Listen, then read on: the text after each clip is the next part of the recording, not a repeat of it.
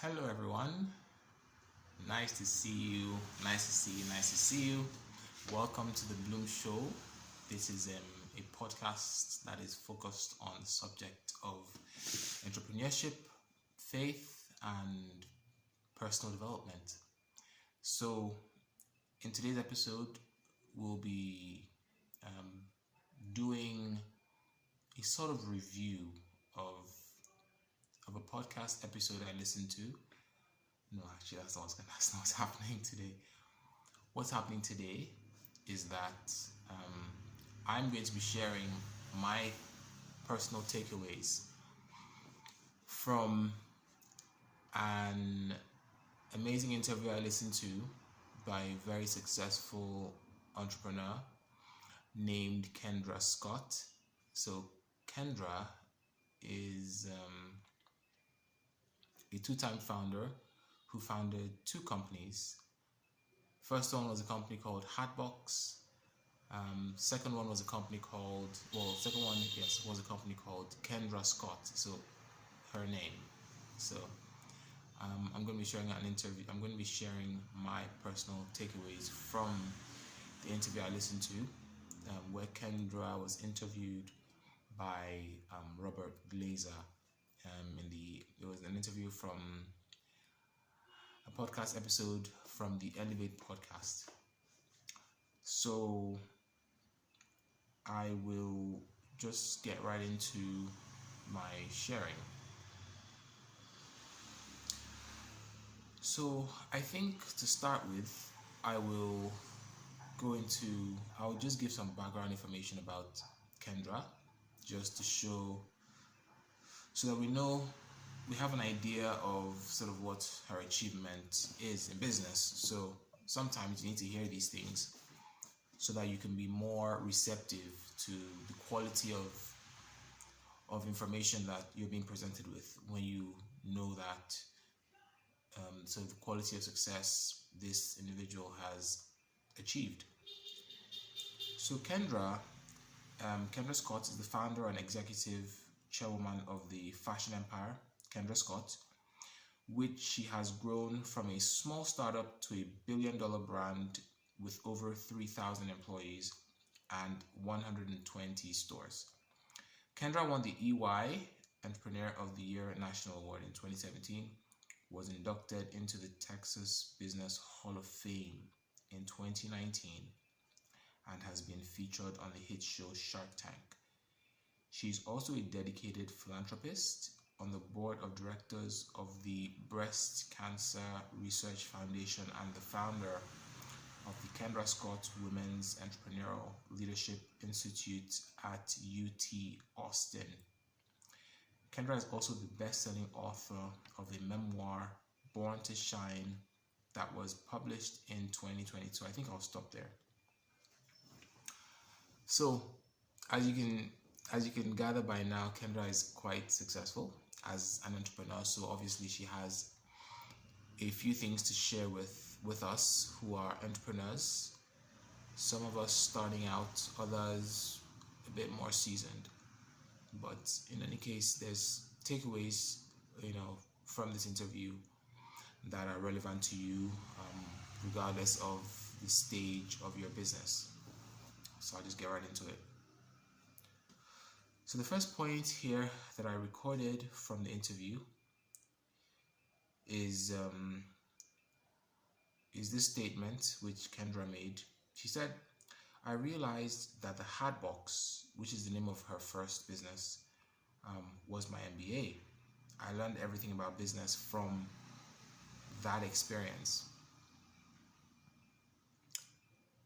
So that's an interesting statement.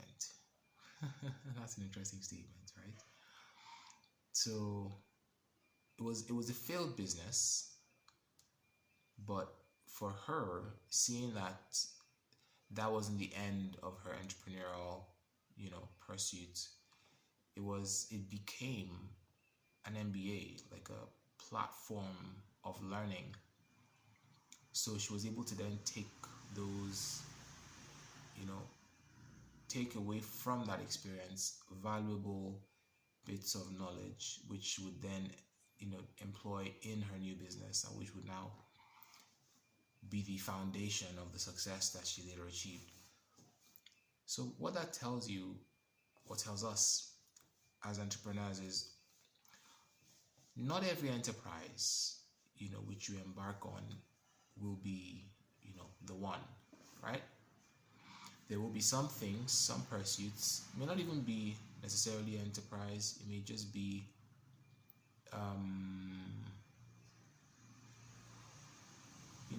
you had some work experience somewhere, maybe just something you did, some project, something you did. Some of those will be for you purely for the sake of learning. Some of those enterprises, some of those pursuits, experiences will be for you simply a place of learning, and it's important that you recognize this. Okay, I have such an experience.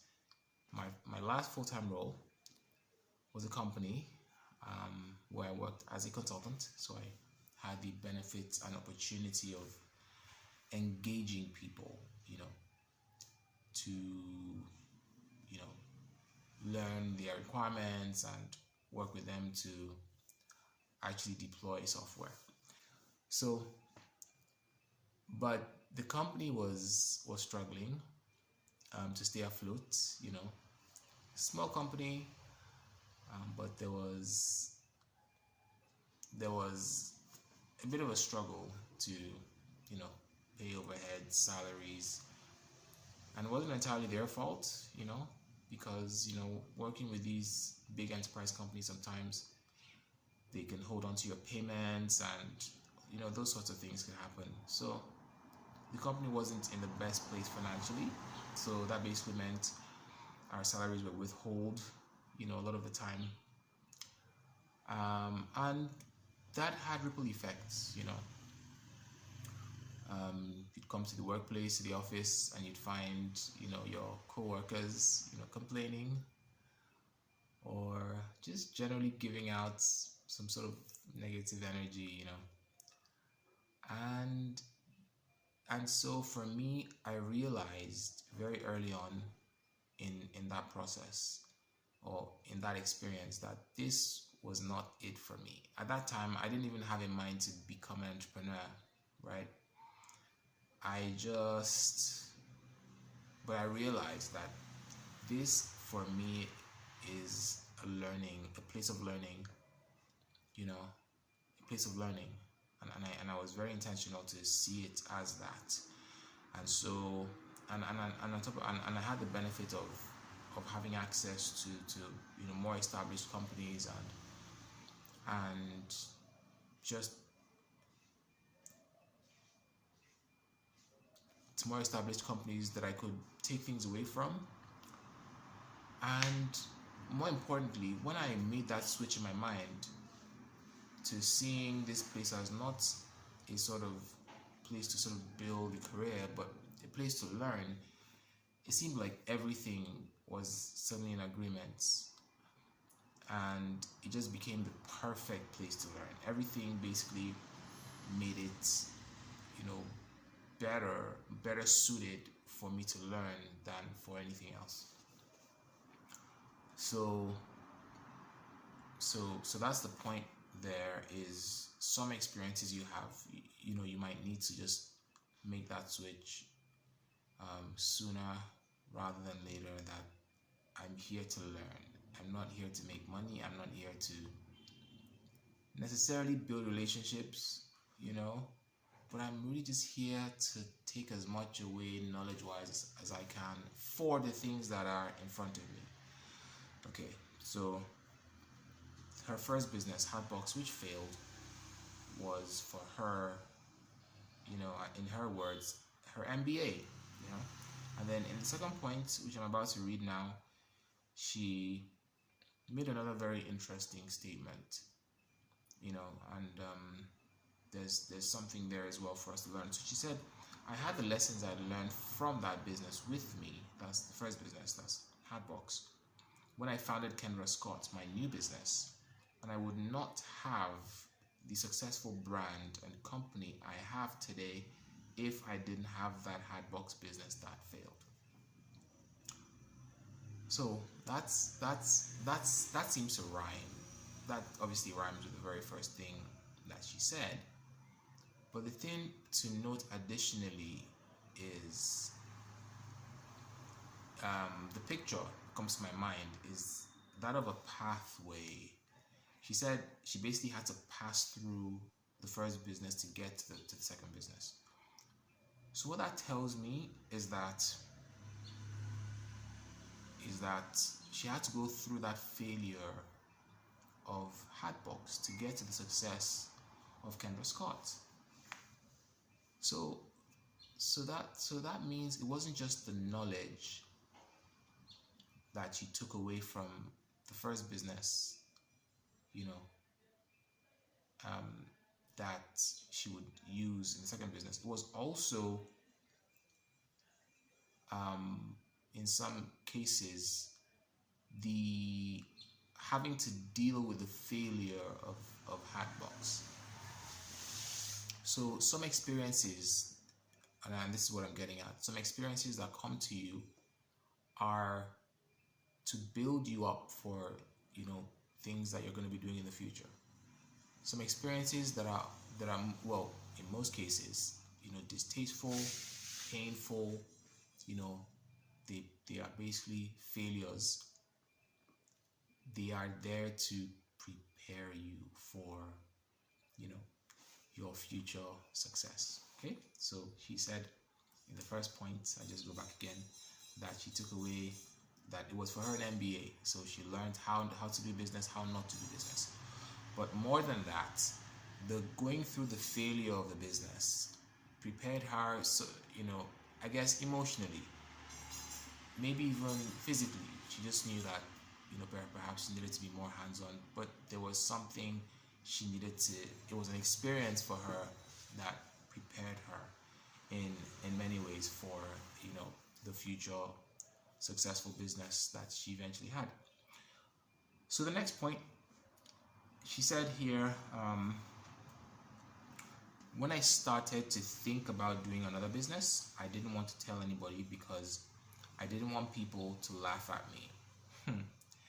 What I didn't realize was that I was making these voices up in my own head that I thought the perception of others was.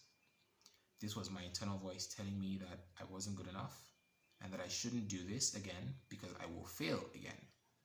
It wasn't the world saying these things, it was my own voice that I was projecting on the world. So she says, if we can get out of our own heads, that's the biggest thing. Wow, very interesting. So having gone through that failure, right? One of the sort of effects on her was these ideas of failure. She'd had a very real experience with failure, and that could potentially limit her in the future from venturing into another business, right? Failure does leave a sour taste. That's the fact. For anyone who's had failure, which should be most of us, really. But she had to go through that dilemma, right? She said she didn't want people to laugh at her, and that might sound trivial, like, really, you're an adult, but that's the reality. That fear for failure to repeat itself is a very real fear that some people that we all have to go through. But there's it's something you have to deal with, and there are ways of dealing with it. One of those is just listening to the right things. I find, paying attention to the right voices. Managing the company you keep, who's around you, because that can have an effect on your mentality, can have an effect on your resolve, just listening to the right voices, having mentors, that helps as well. And so that is that. So she dealt with it and got into the business. So now I'll just go to the next point. Now, the next point here I noted from the interview is she said, I went store to store selling my jewelry in a tea box as I didn't even have a proper jewelry case. I literally started out of my extra bedroom making the pieces on a card table that my mom had brought over. So there's something there for every entrepreneur, right? Well, mostly for entrepreneurs starting any new enterprise. Be willing to start small, right?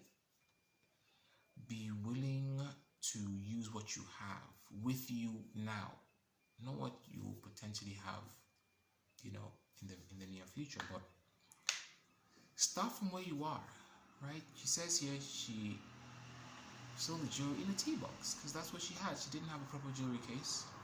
She couldn't probably afford that, but she probably wanted to. Her business, by the way, was making jewelry. So what she would do, she always kind of had that inclination. And even while she was doing her first business, this is just some background information. Even while she was doing her first business, she would do the jewelry thing on the side. So she was making jewelry,